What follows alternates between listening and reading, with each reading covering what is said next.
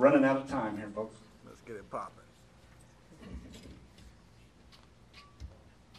Is that okay? Can everybody hear me? Thank you all for being here tonight. Thanks to Civic for hosting this, to Councilwoman Hoppy and Councilwoman Anthony and Mr. Brooks. I get Brooks and Griggs confused. If I say Griggs, pardon me.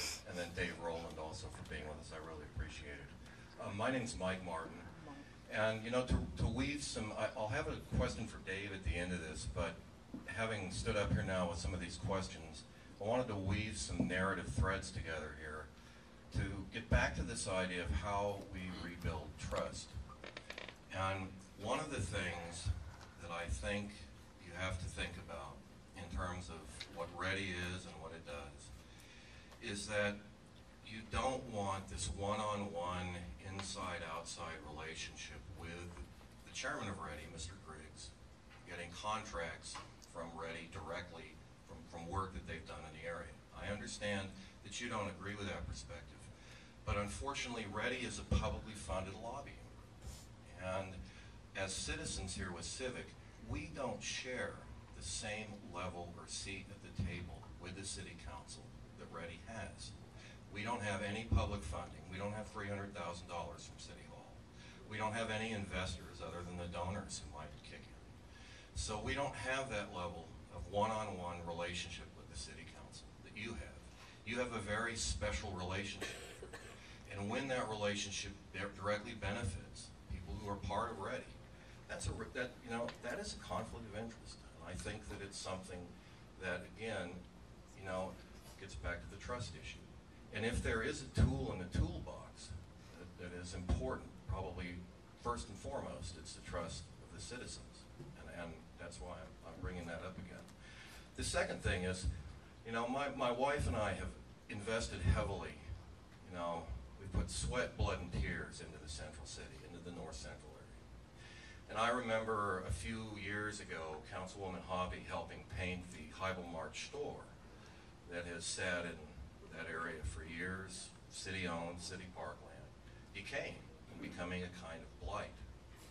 And so for us, it's hard to trust the idea that that won't be used against us at some point, because the very things that are contributing to the blight that you're seeing are things that City Hall has allowed to happen, either through benign neglect or through just direct, ignoring the problem.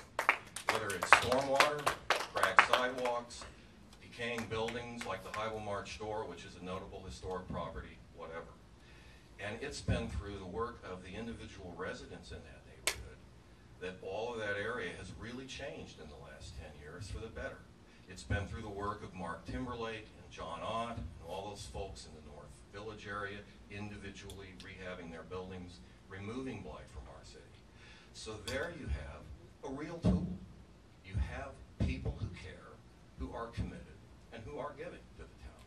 And I think recognizing that will help rebuild or build that trust. Also, we talk about, my mother would be up here now and she'd be saying, if I had two council people say some of the things that these two council people have said up here tonight, I'd really be stepping back thinking about what I needed to do differently. Councilwoman Hobby has hit the nail on the head repeatedly about how this was handled, how it should have been backtracked, should have been slowed down. And she gets to this idea that I see repeatedly here of reactive leadership.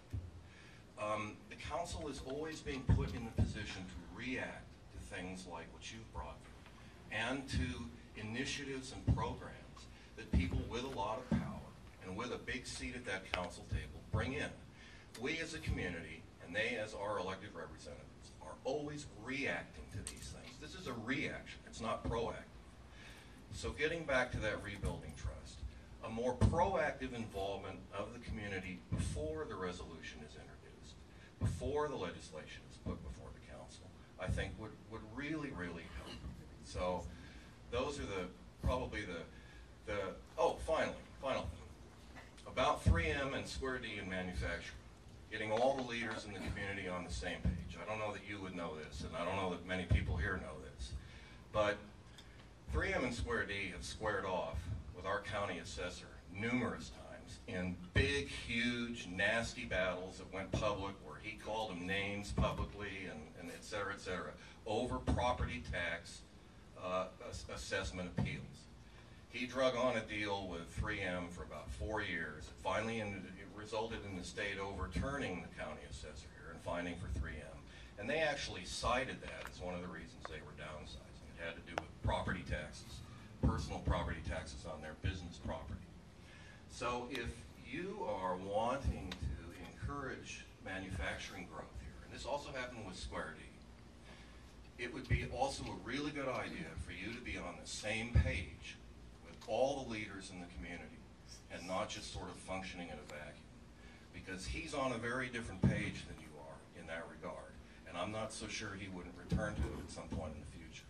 So that's just something another thing to think about. I wanted to ask Dave, in your experience with blight designations, there's something called pre-condemnation blight that I think is an idea that a blight designation itself can actually start a downhill slide in both property values and people carrying and taking care of property because of the overhang of what that might mean in the future.